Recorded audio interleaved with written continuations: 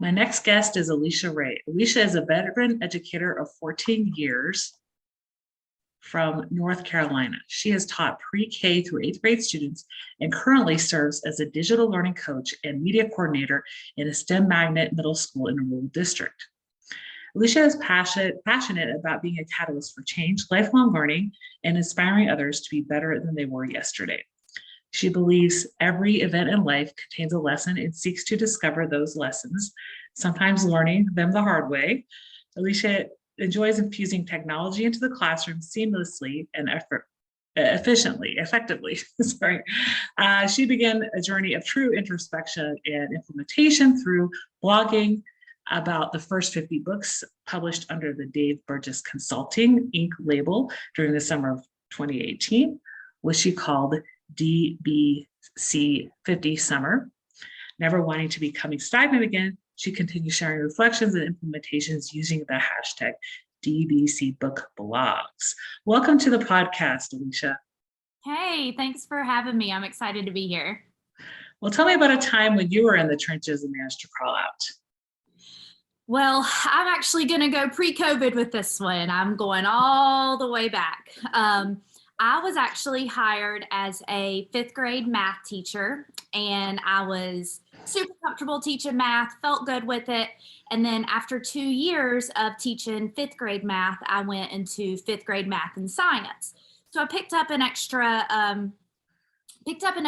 subject area, but it was just one subject area and I was feeling good. A couple years later, we decided that we were going to become self-contained in fifth grade. Mm-hmm. Now, in North Carolina, that means that there are 3 tested subject areas. So we had math, science, and ELA that had a standardized test at the end of the year.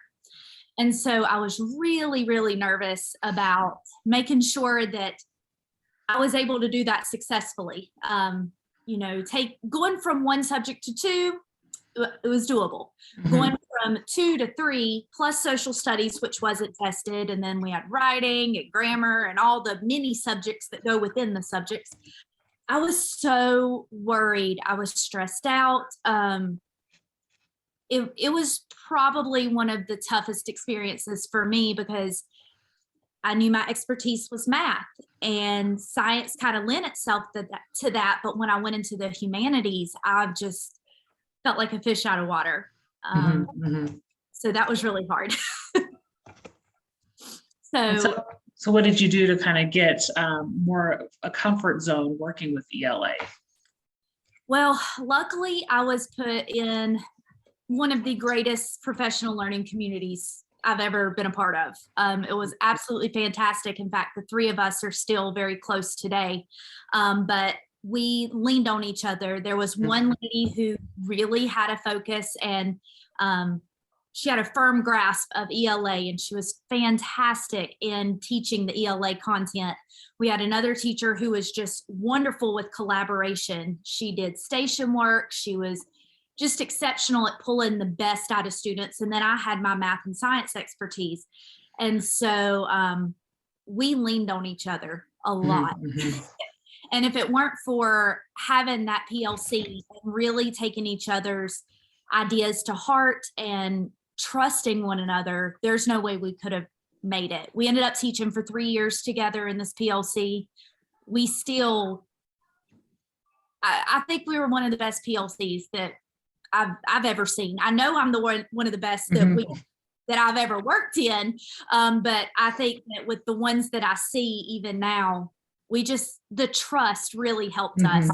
We moved forward and we were able to serve these kids and we had good test scores and the kids had fun. So it was a good experience.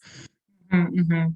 Yeah. And that's always like, if you enjoy working with the people that you work with in your department or PLC or grade level team, it makes all the difference, right? That you trust them and they can support you in areas that you might not be as comfortable with and vice versa. And that's truly what changes a lot of people's instructional practice.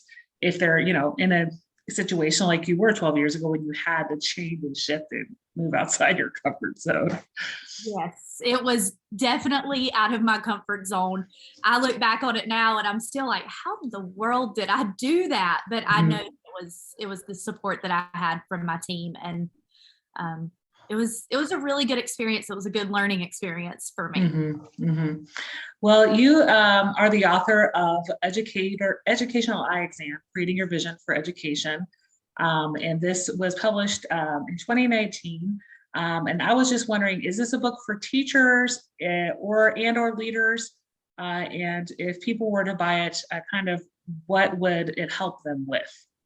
Yeah. So the book was originally written really for teachers. I'm thinking pre-service teachers, teachers who have just gotten into teaching, but then it also spoke to teachers that have been in for a long time. The great thing about the book is that it allows you to not just reflect. There's a lot of information out there about stopping and reflecting on your practice, but this allows you to take a really deep dive into your practice, into more of your philosophy of education, and what is it that you believe, and then how can you live that out loud for others to see? Not just, I say that I don't, that I love literacy in my classroom, or I say that this is a student-centered learning experience.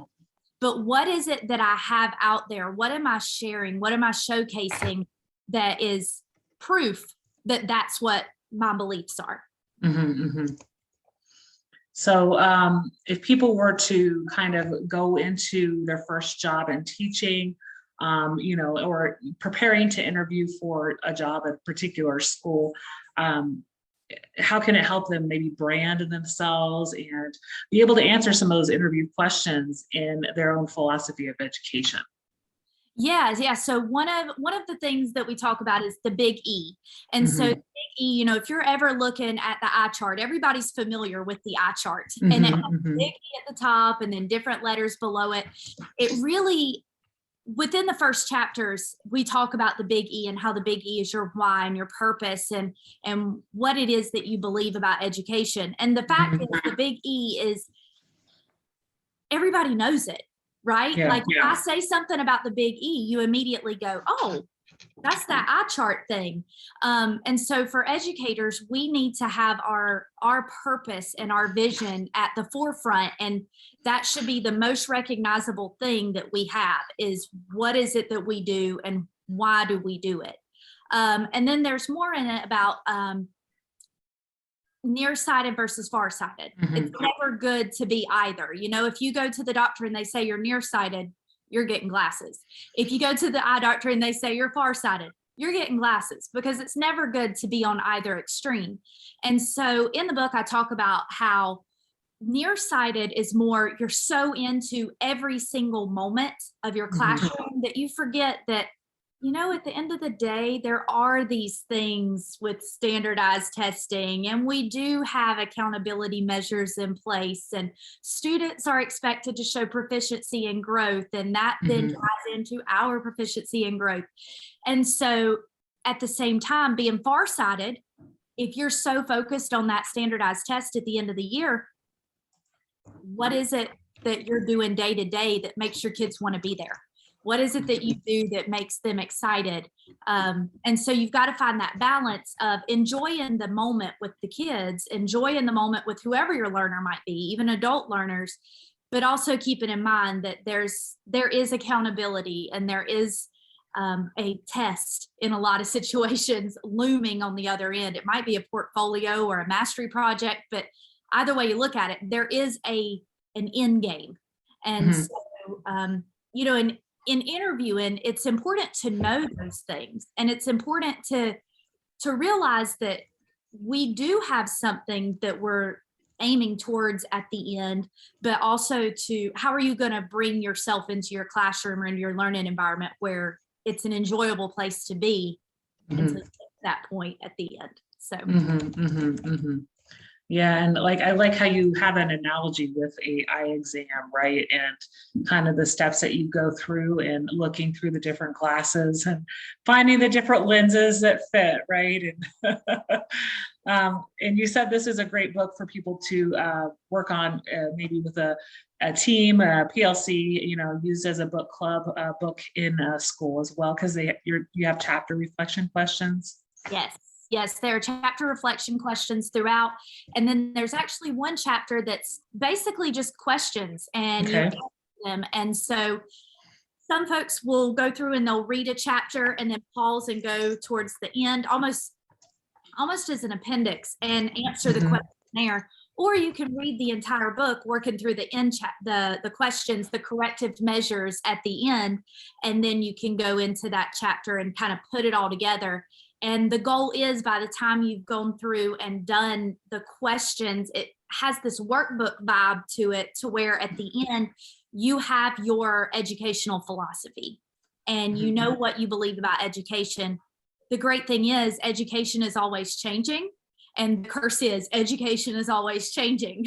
So Mhm. that means that your philosophy, your views on education will change over time. So it's not a one and done kind of thing. It's one of those where you really need to pause and dig deep and reflect on what you believe every year or so. Really stop and think, is this, our work is too important as educators? Is this really where I'm meant to still be? Mhm. Mhm. We have too big of a responsibility, too big of a purpose, to do this and go at it halfway. We Mhm. really need to throw ourselves into, and to do that, you got to figure out, is this what I still believe? Is this what I want for others? Mhm. Yeah, and I think spending time in reading, walking through the steps, maybe discussing with a colleague, maybe not, but really kind of digging deep. That's a kind of work that I think your book helps people with. So, yeah, definitely recommend that to others. And so, before you wrote this book, you had been blogging, as I mentioned in the bio. So, talk to me about. So you actually have put a pause on the blogging, and tell me a little bit about why, but kind of what started the blogging in 2018, when you found out about Dave's books. Yeah. So I had a friend that suggested that I read Dave's first book, Teach Like a Mhm. Pirate. And I read the book and really just bought into it. It felt Mhm. good to me. It was that permission to think outside the box and be a little crazy in my classroom. And that's how Yeah. I was. So, and then I realized that his was not a, it's a standalone book, but then he also was publishing other people's books that were doing creative and innovative things in their classroom. And Mhm. so I thought, well, that's interesting. I'm curious to see what this is about. And in June of 2018, the 50th book was released, and there was this huge party on Twitter with it. And he was giving away the first 50 books, and I was really interested in that idea. And so I just started reading them in order. And after Mhm. the first couple, I got so into it that I thought, this is more than me just reading. I need to implement whatever it is that I'm reading. It's got to change my practice, because in Teach Like a Pirate, Dave says, inspiration without implementation is a waste.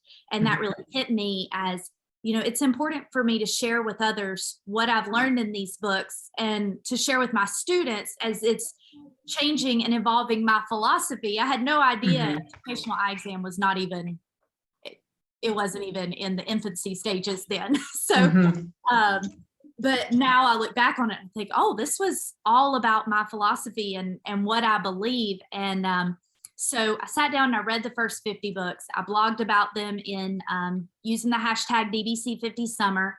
50 Mhm. books in 101 days, a blog about each. And then the majority of them also have a follow up with what I did to implement that book. And so I enjoyed it so much. I got so much out of it. My students loved it. They were just like, "Oh, which book is this from?" Mhm. But I kept going after 50. Well, I've kind of taken a hiatus.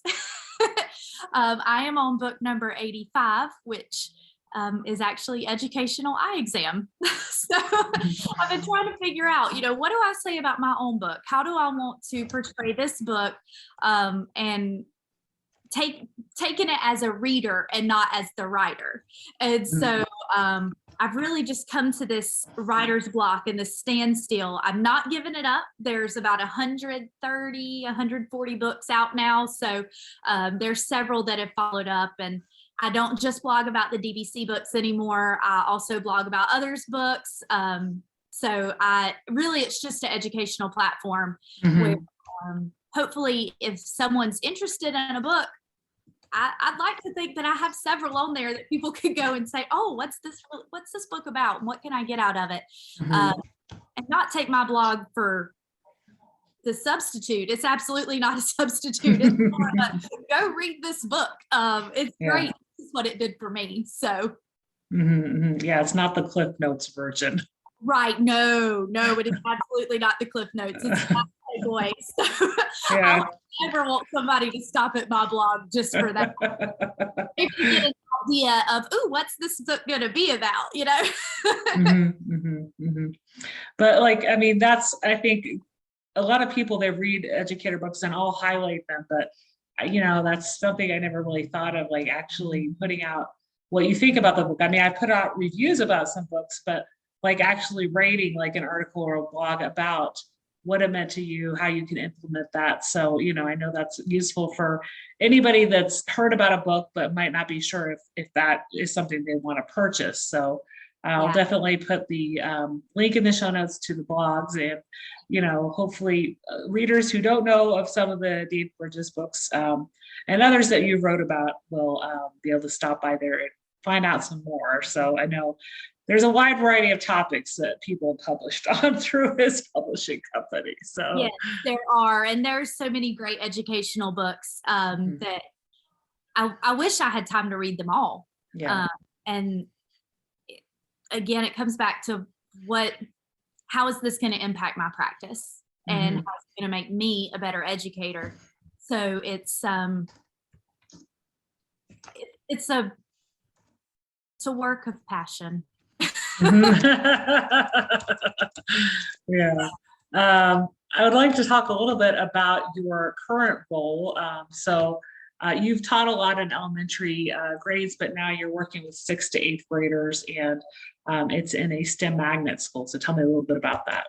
Yeah. It's that move from 5th to 6th. That was that was a shock to the system. It was great. I do teach 6th through 8th grade now. My role, the official job title is Lead Digital Learning and Media Innovation Facilitator. The Cliff Notes version of that is that I get to serve as the digital learning coach at my school. I get to work with the teachers and really dive in and help them with any creative, innovative technology classes that they want to try. I'm kind of their safety net, and I love doing that. It means I get to work with students too, and then I also get to serve as the school librarian. So I work on research and literacy and helping students find what they want to read in their free time. I want them to really have a love of reading and not just read because it's a requirement, but read because it's something they enjoy. So I get to really have the best of both worlds, working with teachers and implementing, watching them implement their ideas and see it through, but also working with students and getting to have that a lot of fun. It's a lot of fun working with the kids and working with the teachers. They are rock stars. It's a STEM magnet middle school, so everything we do is built around a culture of STEM, and I have a great job. You said you also are working with the gifted talented kids and go into different core classes. Yes. That's been something new this year that past couple of years, of course, last year with COVID, it looked different. It seems like everything's looking different lately, but I do get to work with our gifted and talented program. Academically and intellectually gifted is the North Carolina version of that. And, our AIG classes, I get to have my 8th grade students as my homeroom class, and I get to see them 180 days a year, and I love it. And then my 6th and 7th graders, I get to go in with their teachers and help to co-plan and co-teach those lessons as well. So we have all kinds of little mini projects going on. And then we're also diving deep into their curriculum. And again, it's part of my philosophy. I do not believe that because a student is gifted and talented that they should have extra work. I feel like just go deeper and have a more real world application, and for them to really see this is why this is important. So like right now, my 8th grade students and I are getting ready to play the stock market. So we're super excited. We're starting Monday, and I was introducing it to some of my kids, and you know, if you teach middle school, you know that when they're saying let's go, it's a good thing. So I got a let's go out of some kids. So I'm excited for Monday. Yeah, any game that gets kids really involved, you know, you've done a good thing. Absolutely. Yeah. Well, it's great to hear that you've, stepped into a role where, it's multiple things in the building, kind of different hats, but you're making a difference both with teachers and their lessons, but also working with kids in your homeroom and those kids that are identified as GT. So it's been a pleasure getting to know about your work in your book today. And out of everything we talked about on the podcast, what's one thing you'd like listeners to remember? One of the things I really want them to remember is inspiration without implementation is a waste. I wish I could say that is my quote, but it absolutely is not. It comes from Teach Like a Pirate by Dave Burgess. But whether it's a podcast that you're listening to, if you're inspired by something, if it's a book that you're reading, if it's something you see on TV and you see that educational connection to it, be inspired and then share it with others, whether you're implementing at your school level, in your classroom, in your district, whatever your learning environment might be, or it may just be an implementation for yourself, like BBC 50 Summer was for me. Just implement whatever it is that you're inspired by, because your implementation will then further inspire someone else, and it just keeps paying it forward. And we need that in education right now, for sure. Yeah, and it's a really good thought to end with, because I think a lot of us, through your book, through my podcast, a lot of us are out there doing those things that we're trying to pay it forward and help inspire others. So where can people connect with you and find you online? Yes, so I am on Twitter and Instagram, both as @I Love Educating, ILUV Educating. You can also use the hashtag EduIExam on any educational or any social media platform. I'm usually on there creeping. And then, of course, my blog is at aliciaray.com. Great. Well, I'll make sure I put those in the show notes. Thank you so much for being a guest on the Out of the Trenches podcast today. It was a pleasure having you on. Absolutely. Thank you so much for having me. This was a pleasure.